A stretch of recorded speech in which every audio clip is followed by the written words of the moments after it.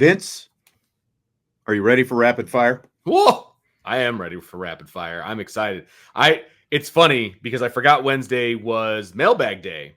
And so it felt like that the first couple of questions that I read through on the rundown was like the main topic, quote unquote. Mm-hmm. And so like I was ready to roll, man. Like this is the main topic stuff with audio and all kinds of fun. Oh, I'm ready. All right. I'm going to save that. I'm going to start off with a couple mailbag questions that are sitting in here. Scale of 1 to 10. How confident are you Deuce Knight will stick around and sit behind CJ Carr for 2 years? 2 years I could see. 3 years I can't. So I will give that like a 7 because you just never know with kids these days, right? But I think look, Deuce Knight knows that he's not a finished product yet. That has always been the case during his recruitment. That's always been the case. And if you talk to anybody that knows about his recruitment, he knows that he's going to come in and sit for a little bit. And so I think you can very easily convince him of 2 years and then coming in and taking over for CJ Carr. I don't think that that's a hard sell. I think that's the plan, actually. And so, I don't think it's got to be the plan. I mean, he's got to know that, like right. To be as firm in his commitment as he's continuing to say that he is. You see him tweeting or Xing or whatever all the time. When different guys are committing and doing some of that stuff in recruiting, they're coming in back-to-back classes. So he's got to know that with a guy like CJ Carr, he's not just going to come in and play right away. I mean, he's going to come in and try to do everything he can, just like anybody else, to get out there on the field if possible. But he's got to be coming in with the mindset that there's a good chance that that's going to happen. And so I'm probably like a 7 or 8 as well, confident that he's going to be willing to do that because he is so firm in his commitment and because of everything that we think that both of those guys are going to be able to do. But I agree. And if CJ Carr does everything that we think he's going to do, then it won't be 3 years that Deuce would have to sit. It's going to be CJ sitting this year. He'll be the starter for the next 2 years. And then after that is when Deuce Knight would come in. And look, I mean, it's still football. So there's still going to be guys get hurt, right? You don't want them to get hurt. We're not obviously wishing that anybody gets hurt, but Tyler Buckner wasn't planning on getting hurt, and it led to an opportunity for Drew. Like, my point is, it's very rare that anyone gets through an entire football season without needing more than one quarterback. Notre Dame was actually very fortunate last year that they got through the entire season, the regular season anyway, with Sam Hartman, and they didn't have to lean on Angeli or any of the backups afterwards. Yep. Fill in the blank. The number one thing Marcus Freeman needs to improve upon as head coach is blank. Getting his team ready for road games. I mean, overall, that's something he has to look at from the bottom to the top. I mean, what went wrong for the big road games? What went wrong? His whole thing is challenge everything. He needs to challenge whatever it is that they did for road games, and they just need to fix it. Whatever that is, that's his biggest challenge. If he can fix that, he's going to be in great shape. Well, and I would just kind of add to that and just say general consistency from game to game, whether it's home or road. Season 1, the 2 biggest stinkers were home games.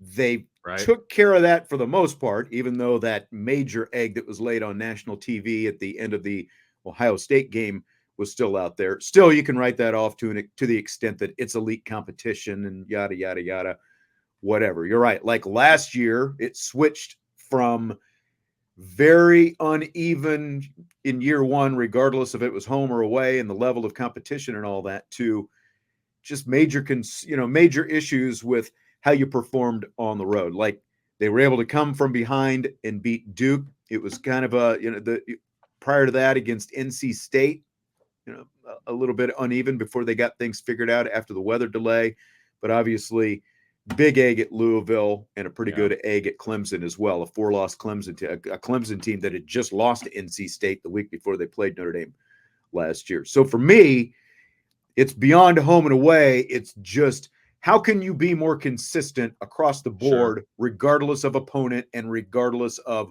where the game happens to be played? That to me is the biggest thing. Yeah. And year 3 is a big year. We'll have a lot of, a lot of sample size to evaluate when it comes to Marcus Freeman as a head coach.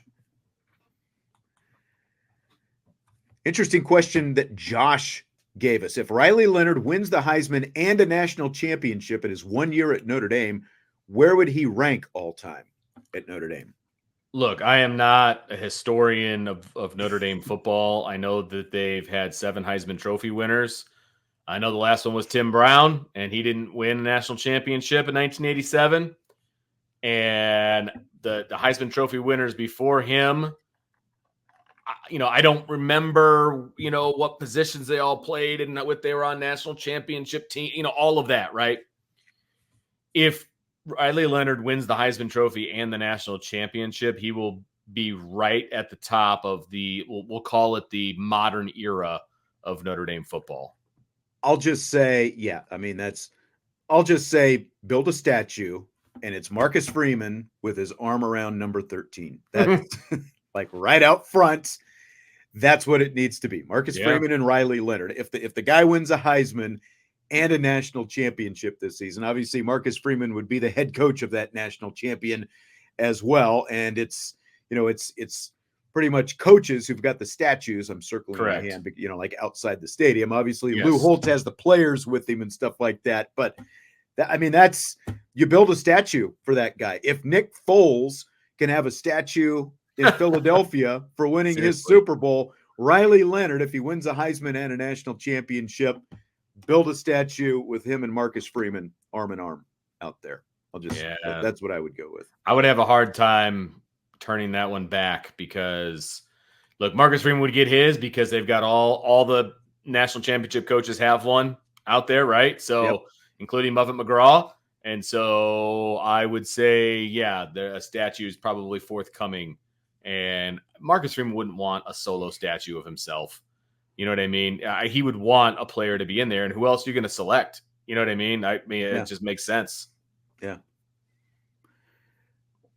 So Vince, Carter Karels from Gig'em 24/7 joined me on the show yesterday. Gig'em joined me on the show yesterday to talk a little Texas A&M. So I wanted to revisit something that he talked about that I thought was pretty interesting. I asked Carter what Notre Dame should be most concerned about in their season opener in College Station on August 31st. And here is what Carter had to say. I keep joking that this game's going to be 9-6. It might be. Because, I think A&M's offense has a lot of questions. I think Notre Dame's offense has a lot of questions. And then I think Notre Dame's defense is incredible. And I think A&M's defense is pretty dang good. I don't know if they're quite on Notre Dame's level, but they could be, depending on, a couple players. But I got to point out the defensive line of A&M versus Notre Dame's offensive line. That would be my biggest concern if I was a Notre Dame fan. I'm not as knowledgeable as you guys up there, but just knowing that you lost Blake Fisher and Joe Alt, and you've got a lot of guys that you're going to be playing that, are not as proven there. And then you're going up against a defensive line where every starter is going to be a draft pick, right? Like Nick Scorton, I think he's good enough. The Purdue transfer that A&M got this offseason, I think he's good enough to be a top 10 pick in the 2025 draft. He led the Big Ten in sacks last year, and he was incredibly dominant in spring practice. I thought he was the best player on the team. Jamar Stewart, former 5-star recruit from that 2022 class, he's stepping into a starting role. And what he showed at points last season, this is another guy I think could be a first-round pick. Then you got Shamar Turner, who was a second-team All-SEC guy last year, who, moved into defensive tackle from DN. So there's questions about, hey, can he be, the run-stopping force in there? But we've seen what he can do off the edge. We've just seen how talented of a player he is, having 6 sacks last season. DJ Hicks, the other D tackle, he was a former 5-star recruit who's young, but certainly shows the talent. Then they just have a ton of depth. I mean, that D-line, what was so crazy about that 2022 class was they had like 8 5-star defensive linemen or something, or maybe it was like 8 top 100 defensive linemen. I mean, it was like insane. I remember the joke at the time was, hey, Jimbo, you know that only 4 defensive linemen can play on the field at once. We're going to see how that shakes out. But, yeah, a lot of talent up there and questions for Notre Dame up front. Again, 9-6. I'm calling it now. Carter big on that 9-6, Vince. So first, it would be blank if it's a 9-6 game, like Carter Karels there is predicting. It would be an incredibly boring game if it was 9-6. How about that? Yes. I'm sorry. Look, I respect build up from the off season, and then it's yeah. like, what would that be? 5 field goals in the game, or a missed extra point or 2? I don't know. People would be starting to revolt against Mike Denbrock if all he can produce is 9 points against A&M. Yep. That would be very, very bad. Very, very bad, for sure. But look, I don't see that happening. I have a lot of respect for Carter and what he does, and he obviously knows way more about Texas A&M than I know at the moment. And I just don't see 9-6, man. I'm sorry. I don't. Now, would it surprise me if Notre Dame held Texas A&M to 6 points? No, because as he said, Notre Dame's defense is phenomenal. They're really, really good. They're going to be a top defense in the country. Could they hold, A&M with a new offense and a new quarterback and, all of these different things? Yeah, absolutely that could happen. I would be shocked if Notre Dame only had 9. I mean, it's a legit concern, obviously, that Notre Dame is losing the 2 starting tackles, 2 NFL tackles that they lost. But they're getting a top-tier quarterback. They got all this infusion of talent at wide receiver. They've got studs in the backfield. I just don't see, like, looking at what Texas A&M did last year, their defense was good, but it wasn't an elite defense by any means. And I think that there's too much of an assumption. Like he said, are there questions that Notre Dame has at quarterback, or not at quarterback, but on offense? Sure. But I do think they're kind of the perception of that is being overplayed a little bit. So I would be completely shocked if it's a 9. Oh, yeah. Talking about and shocked, disappointed, questioning my ability to forecast what would happen in a game. Like, I can't imagine the scenario that exists that would make it 9-6. I just have a very, very difficult time with that. Do you think a low-scoring game would favor one team or the other? I think if you ask people, that's the only way that Texas A&M is going to win this game. Right? Have a shot at winning this game is if it's a low-scoring game. It's the only way. So I guess I'll say that it favors A&M. I still think Notre Dame can win a low-scoring game, but I think the only way A&M they're not going to win a shootout. Not against Notre Dame. There's no way this defense gives up shootout numbers. But see, I could go the other way with it, because I think Notre Dame is going to have the better quarterback on the field. No matter who Texas A&M put on the field last year, whether it's Weigman or whoever, none of them were as good as a fully healthy Riley Leonard. And that's still going to be the biggest question with Leonard just going into the season is his health. And is he completely healthy? Like, you look at the Duke Clemson game last year, that was a close game. How did they ultimately win it? A late, big running play from Riley Leonard. And, like the heat and all those different things, he can ultimately break your heart, break your spirit with a big run like he cranked off against Clemson last year. So I think that it potentially would favor Notre Dame because they're going to have the advantage at quarterback in that game. Yeah, I could see that. I just think that's the only way that A&M has a chance of winning is if it's low scoring. Yeah. You know what I mean? Because then maybe they bust a big play on accident, and then that touchdown makes a big difference because it's low scoring. You know what I mean? I just don't see A&M hanging in a shootout. I don't see that happening. Yeah. No, that's completely right. Yeah. So I can see it from the perspective you're talking about. You're right. Like, A&M has to keep the points way down to have a chance to win this game. Right. Basically. So I can, from that perspective, I see what you're saying by saying that they would be, have the advantage in that instance. So Carter also said A&M's defensive line versus Notre Dame's offensive line should be Notre Dame's biggest concern. It would be blank if that's A&M's only real advantage. Accurate. it would be accurate, because if you asked me before I listened to his diatribe about the team and about this defensive line, I would say that they do have the advantage there. If we're doing the advantage game, right, and we were talking about where Notre Dame has an advantage, where Texas A&M has an advantage, they had the biggest advantage D-line to Notre Dame's O-line. That's I don't think anybody would even argue that. Everybody would tell you, anybody that knows this team would tell you that the offensive line is the biggest question mark going into the fall camp, right? But I also think Notre Dame's D-line versus A&M's offensive line is going to be a big advantage. Oh, absolutely. I'm just thinking like that's the only advantage that A&M even has. Like, if you look at the matchups across the board, and obviously we touched on some more stuff in that interview, their receivers are going to be okay, but there are big question marks in terms of who their guy is going to be. And I think that should be an advantage to Notre Dame's secondary. I think that like Notre Dame's defense just against their offense in general should be a massive advantage for Notre Dame. Right. Absolutely. Yeah, for sure. Yeah. So, yeah, I mean, I think that probably will be their biggest advantage. It's just a matter of how is Notre Dame going to be able to counter that. And that's what I wanted to follow up with another one on this, because we talked a little bit yesterday about depth and the heat going down there to College Station. And Brent is asking, what will the temperature be on the field at College Station? And I was looking the other day at the average temperatures. It's like average temperature in August in College Station is around 96 degrees, and it is very muggy.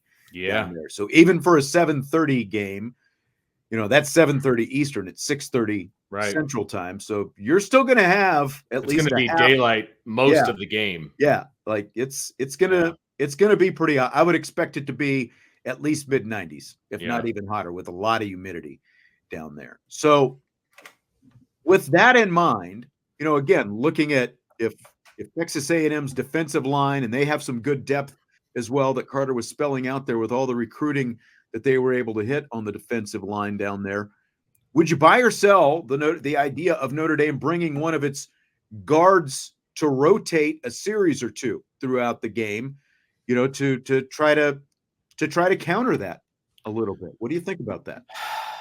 It's a really good thought game to have, because you would think that because it's so hot, you want to rotate guys and you want to make sure that you get in there, right?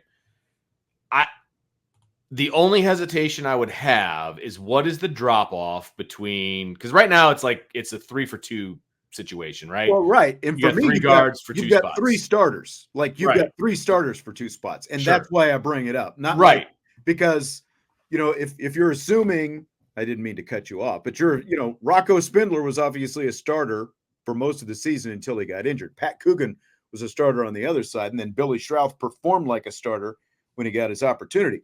So you've got 3 guys who've got pretty extended experience and who are all starter quality, I think. Right. I would just want to make sure that is still the case at game 1. If it's still the case, I could be on board with a bit of a rotation, because it's not like you're messing with the continuity per se. It's game 1. I mean, I think there's going to be some rough patches with this offensive line in the first few games. And so I don't think you're going to be messing with that. And because of the heat, I could get on board with a rotation for sure. The key thing for me, though, is that third guy needs to be right there with the other 2. Like there can't be a drop off between now and then. You know what I mean? And so you're just rotating to rotate. I can't have a play drop off. So no, exactly. Even, and again, the only reason I'm bringing it up is because I think it is going to be really even. You might be splitting hairs.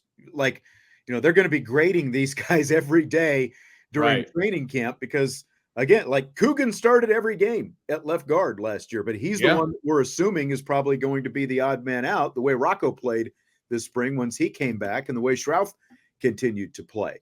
And so the only reason I'm bringing it up is because I do think the quality is going to be high. I wouldn't typically think about doing it in general, especially in a season opener, because of the continuity that you're talking about. But if A&M's defensive line is that good and they're rotating guys the way Notre Dame rotates guys, which is a lot to try to keep them fresh, could there be some benefit in Notre Dame trying to counter that a little bit because you have three guards who are so good? That's sure. And I lean in that direction, as because of everything that I'm kind of spelling out here. I think you are going to have basically three starters for two spots, and it's more, very likely to be very hot and humid that night. And you're going to again, that should be Texas A&M's biggest strength. So how do you counter? Yeah. Could that be a way to counter that? Again, I wouldn't typically advocate, for a steady rotation in there, but because of all those different things, I could see that as a potential way that Notre Dame might be able to counteract some of that. Yeah. And look, Notre Dame is going to probably at some point during August be dealing with some serious heat up here in northern Indiana. And so I would also make sure that the guys are out there in the heat, getting their practices in and not necessarily babying them by taking them indoors and doing all of these different things, right? I mean, you got to get these guys prepared and ready for the heat. But yeah, if the guard play is what we think it is, I have no problem with a rotation. I really don't. So Brent was asking who we think the two starters at guard are going to be, and then he just followed it up. Was Coogan actually better than Schrouth last year? Here's what I would say, because this is Joe Rudolph's this is Joe Rudolph's explanation. What he said was during camp, Coogan was the most consistent of the guards, right, and that's why he got the starting nod. And he played well. He played consistently. Did he make mistakes? Sure. I mean, he was still a first-time starter. But what he said was Schrouth kept working at it. And by the time Schrouth got a chance when Spindler was injured, that Schrouth was much more ready to go and much more consistent at that point. So that's the explanation from Which Joe I think Rudolph. Is legit. Yeah. Right. Who do you think the starting guards are going to be? Are you still Spindler, Schrouth? Do you think that's what it's going to end up being? I am, because now Schrouth is more consistent, right? And now he's able to, if he can even get the consistency close, the talent level then takes over. And so I think it's going to be Rocco and Billy. I kind of lean in that direction as well. Fill in the blank. It's blank that the NFL is going to implement optical tracking systems for yardage rulings during preseason games. And if it goes well, they're going to carry it over into the regular season this year. This is interesting. Obviously this kind of technology, I'm sure, has been around for a long time, and they have resisted it for quite some time, right? And you know what? I'm for it. I really am. I have no problem with it. I'm glad that they're still going to use the chains as like a backup and all of that, because I still think that's part of the game.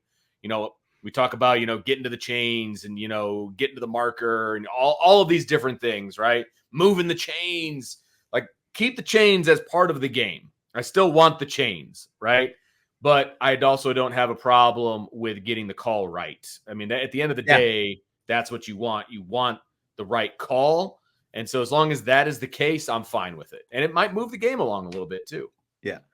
Now they are going to continue to keep the chains out there as a backup in case the technology, there's a glitch or, technology stops working or whatever. And I think that you probably still want those markers out there on the sideline just so that the players, they're big and orange and all that, so that they know where they've got to get for a first down and that kind of thing. But it is the first thing I thought when I saw that they were going to do this is they've got the microchips in the football. And now that's apparently the chips in the football aren't going to have anything to do with this. This is some other kind of tracking system.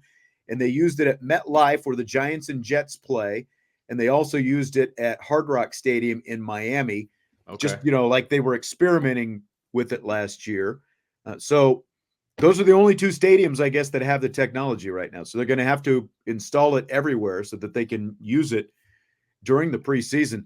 But I'm all for this. Like everyone's been talking today about, remember Gene Steratore 8 years ago when Gene Steratore got out the index card and he was measuring in the Cowboys-Raiders game for the first down, and it's like, first down, when he stick it, like, would you rather have the official sticking an index card in there to try to figure out if it's a first down, or just have some technology that can tell you clearly that either the ball got to where it needed to get or it didn't? It seems like, just like with the helmet communication, we're far past the time that this should have been in use, especially in the NFL, for as much money as the NFL has and as much technology is out there. I don't think it's going to be difficult to install that in the NFL stadiums or, any of that kind of thing. So yeah, it's like I said, it's all about getting the call right, and I'm okay with that.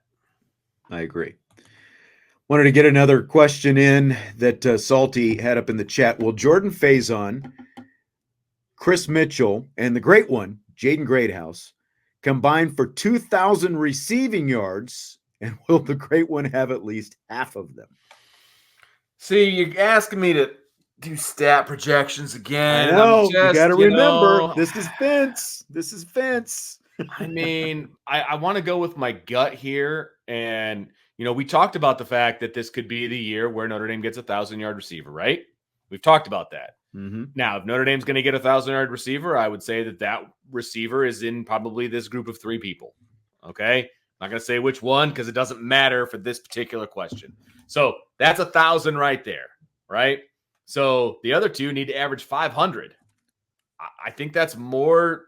I think that's very much in the realm of possibility that that's the case. If you're going to tell me that Notre Dame will have a 1,000-yard receiver and 2 500-yard receivers, I don't know that I would put up much of a fight about that. Well, so I'll say yes. And then looking at it, because I'm horrible at math, so I had to write this down so I could actually visually see it. But if one of them has 600, one of them has 700, and the other has 800, that's 2,100 yards. Oh, there you go. Right there.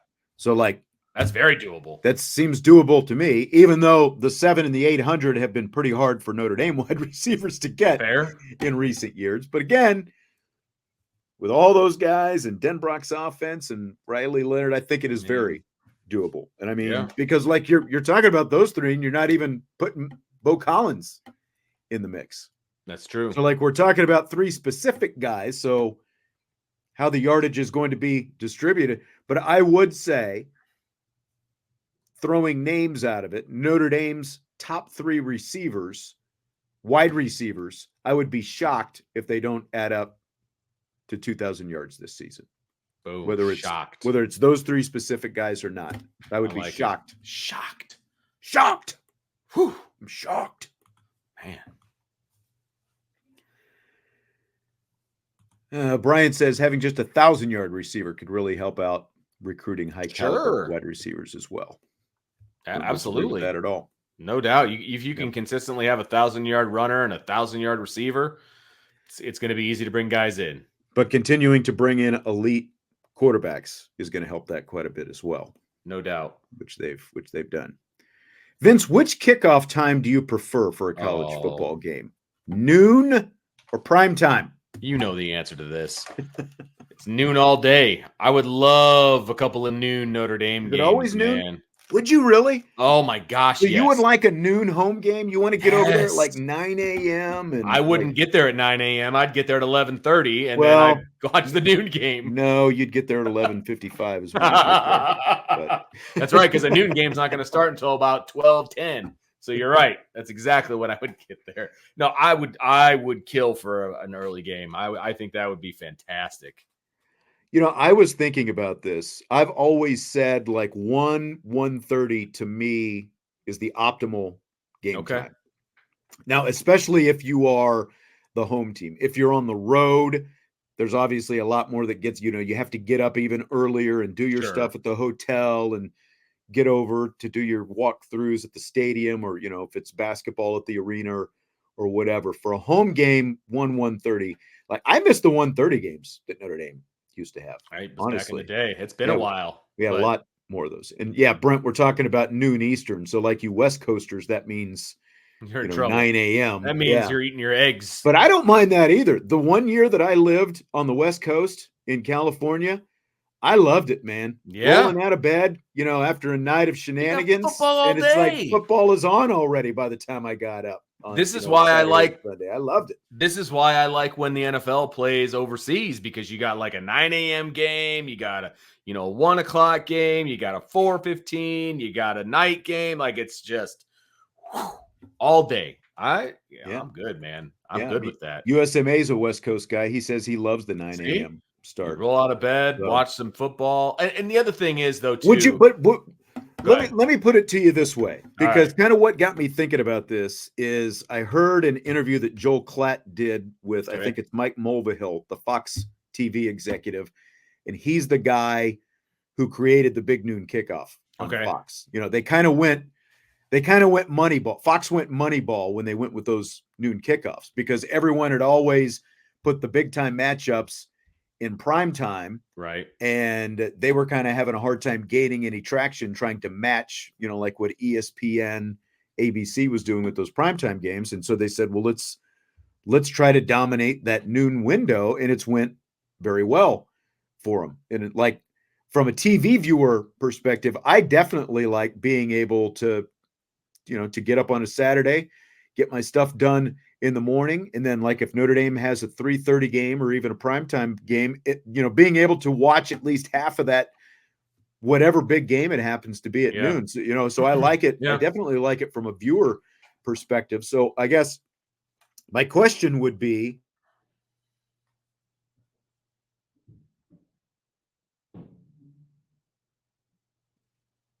did I just cut out? You did. You said my question would be, and then I heard nothing. I was okay. So I got like the quick spin on my end. So my question would be, would you want it to be a big game, or at least a medium-sized game, I guess, like a Louisville game, for example, or would you want it to be, a Louisville or a Florida State, or would you want it to be like one Miami, of the Miami, Ohio, or those kind of games? To me, it seems like if you're putting one of those lower tier games, you're just going to have zero energy in the stadium for a game. I get that. Because I think if you have a big game, let's say like a Florida State, for example, right? Florida State comes to Notre Dame, let's do that puppy at noon. I think that's a home field advantage right there. You're home, you're sleeping in your own bed. You make them get up early, come to the the ballpark and do your thing. Mm-hmm. I think that's a home field advantage. I would love it to be at noon, because, we could do the game, we do the post game stuff, and then I can watch whatever primetime night game I want to as a fan and just relax. Normally, when we do like a 3:30 start, we're doing the post game show. I've got my iPad sitting like over here, watching or toggling through different games that are going on while doing the post game show. Right. I just like to sit back and watch a game, you know what I mean? And not have to be working at the same time. And so I feel like I would be able to watch more football if we did a game at noon as opposed to the game at 3:30. Because like you said, you get to watch the first half of the big and like if kickoff, you're a fan, you got nothing else. Like if you're a fan for a noon game, your game is done by 3:30, 4 o'clock. Go back out to the parking lot, do a little bit of tailgating, and pull out your stuff. And you know how many people have their TVs and stuff out there in the tailgate area. Plop that up and keep making a day of it. Have some fun. I mean, I think you ask most people in the media, they're always going to say the noon game, because like nobody wants to get done at 3 a.m. I'm right? I'm very interested to see what happens with like, UCLA and USC when they get their first big noon kickoff, and what the bitching and moaning that's going to come from that. Right. Like, dude, you wanted to be in the Big Ten. And how many 9 a.m. like, are they going to give them 9 a.m. start time if they're playing that game in Los Angeles? Right. Yeah. Yeah. That's going to be real interesting. Very curious. That could be here sooner than later. Yep. So Vince, I know that you're not big on the Rocky movies, but Sylvester Stallone, Arnold Schwarzenegger, two of the biggest action stars of the 80s. We've never really talked about this before. Mm-mm. Where are you on Arnold Schwarzenegger? So I would say overall, I'm an Arnold fan. Now, I don't know that I'm not a Terminator fan. Okay. I don't know that I've ever sat through an entire Terminator movie. So I can't say that I'm a big Terminator guy. That just doesn't interest me. The subject matter is a little, I mean, it's futuristic. I don't know. T2, very entertaining. Okay, fair enough. Terminator 1, a little less, like the CGI and some of the technology wasn't there yet. James Cameron, when he made Terminator 2, not to take over, you're giving me your answer, but when he made T2, like 10 years later, almost, I think it was, there were a lot more advances in the stuff that he could do. And so I guess like when he made Terminator 2, it was much closer to what he wanted to do in the first one. So fair enough. But I like Arnold. I do feel like based on what you're saying, you and I probably need to sit down and do a T2 screening at some point. We may have to. But I'm probably going to have to watch the first one first, though, right? I mean, you got to do them in order. That's true. I mean, I don't know. The first one, not as entertaining. Okay. It'd actually be fun if they could, figure out a way like to redo the first one with Arnold and, the whole like with better technology and stuff like that. But you do kind of need to know the storyline. You're right. Fair enough. You're right. But I think Arnold is pretty good as a comedic actor. Like I like some of his I like some of his comedies. I will say that. Well, and like a lot of his comedy actually occurs in what are supposed to be like his serious action films with just like I'll be back, or it's true. Why do you cry? Those kind of things. Like again, the T2 lines. But so give me your top 4 Schwarzenegger movies then. Okay. Well, you're going to see a theme. I did this question not knowing, where you were going to stand on Arnold. So I had no idea like if you were even be able to give me a top 4. Oh, I can give you a top 4. Number 1, and it's not close. Kindergarten Cop. Okay. Big fan of Kindergarten. Not a Tuma. Like that. That is one of my favorite movies. I love that movie.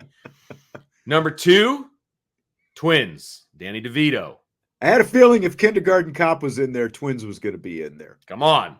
Those are 2 of his, like in terms of his comedies, they might be his only comedies, but 2 of his best comedies for sure. Right. Oh, no doubt about it.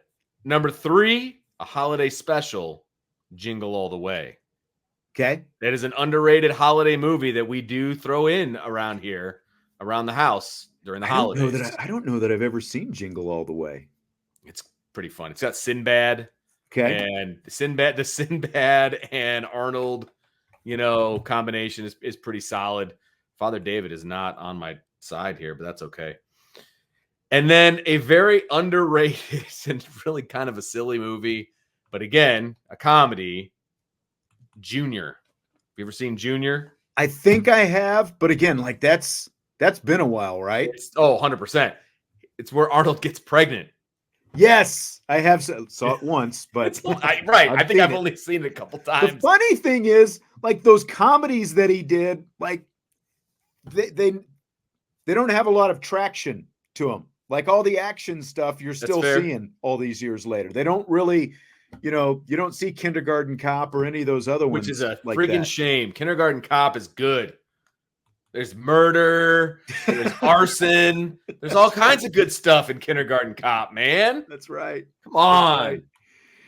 Okay, so here's my list. Good list, but mine is nowhere near what your list. I didn't think it would be. Looks like. So my number 4 is what Andrew is talking about, The Running Man. Have you ever seen The Running Man? No, never have.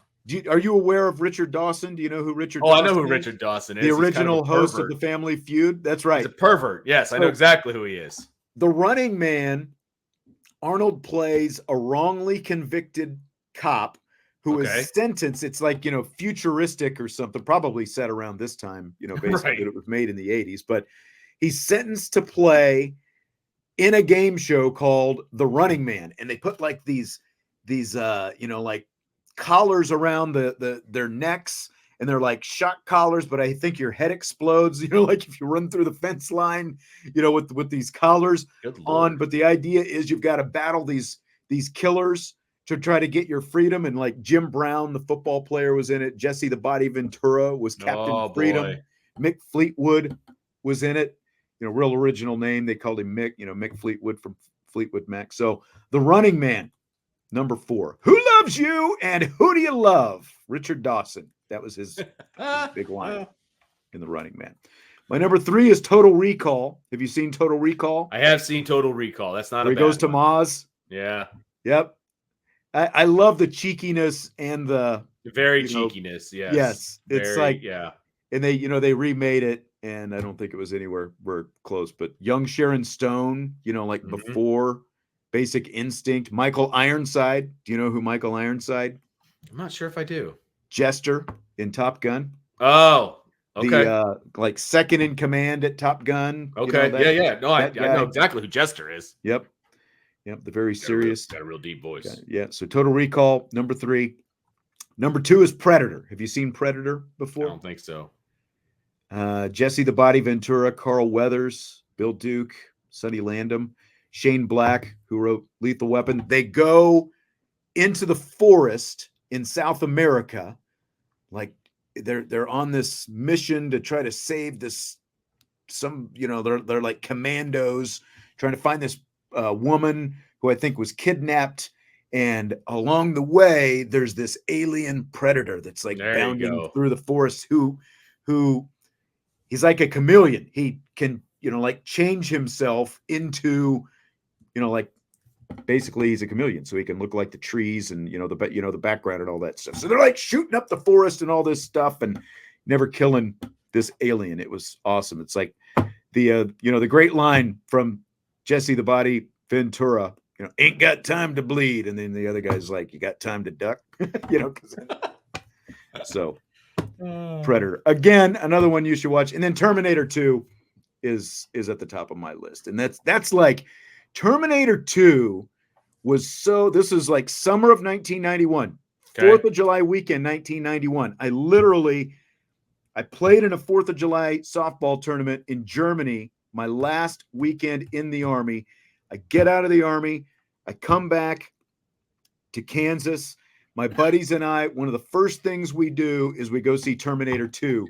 So there's some nostalgia attached to that movie for you. But it's like Guns N' Roses, the Guns N' Roses video, You Can Be Mine. It was like that video was playing all summer, and it's got scenes from the movie and everything else. And it's like, the big twist. Arnold goes from being the villain in the first Terminator to being the hero in the second Terminator. Spoiler alert. Hate to ruin it for anyone who hasn't seen it yet, but yeah, like Vince, I can't believe you haven't seen any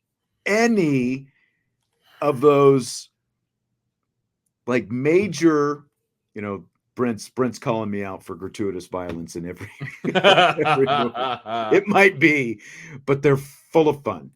So. Yeah, that stuff is the alien that stalks them in the jungle, like that's not a preview that's going to get me going. But like Arnold invented, I don't know if he invented, but like the little, I'll be back, and all those lines, that came with those movies. And sometimes I don't think that he realized like the unintentional comedy that came with some of those lines that he dropped in there that people are still repeating 40 years later. So it's fair. Good list. I would actually like to go back and revisit some of those Arnold movies that, like you were talking about, the comedies that I haven't seen in probably 30 some years because they just, for whatever reason, they don't show those things over and over like they show all of, those action movies. I did have a tough time coming up with a fourth one, but like Kindergarten Cop was instantaneous. Like that is my favorite Arnold movie. And it's not close. Yeah. It's been a long time since he really, like, I know he did like the Expendables and some of that stuff. Yeah. And he did Fubar or something like that. It's like a streaming show of some sort. I haven't had a chance to get really into that, but I know it's out there. So and they've done all these Terminator sequels, and I don't think any of them came even close to Terminator 2. That's fair. So, yeah. All right, Vince, I know you got to get rolling tonight, so have a good one. Sir. Yep, got to go watch my kid get some awards. All right. Have fun. Hopefully it goes well. Yeah. He's all conference, so. Okay. Good deal. Congratulations to Dylan once again, raking it in, babe. Regionals are flexing tomorrow night. On social media. Oh, he certainly was. With his soft core. Hey, now. Tweets. It was funny. The weightlifting coach is like, he's like, hey, man. He's like, you tell Dylan that was really impressive. I was really impressed. And he goes, I didn't like or retweet it though. He's got his shirt off. I thought that might be creepy. I was like, you're probably right. I felt the same. I looked at it and I was like, I told you, man. When I saw that, I was like, first I was like, who is that guy? And then I was like, why is this in my timeline? I was like, that's freaking Dylan. And I see the girl with the phone, and I'm like, oh, and Vince retweeted it. Okay. Yes. Oh my gosh. Yeah. It was funny. All right. Hit that like button. And don't forget, of course, we do have the new start time, 5 o'clock Eastern time during the week. And that means we'll be back at 5 o'clock tomorrow as well. It's we in, we out. So if you're a member of the Champions Lounge, get in there. Head to the Champions Lounge now and give us your we in, we out questions for Thursday's show. We will talk to you later. Till then, IB Nation Sports Talk.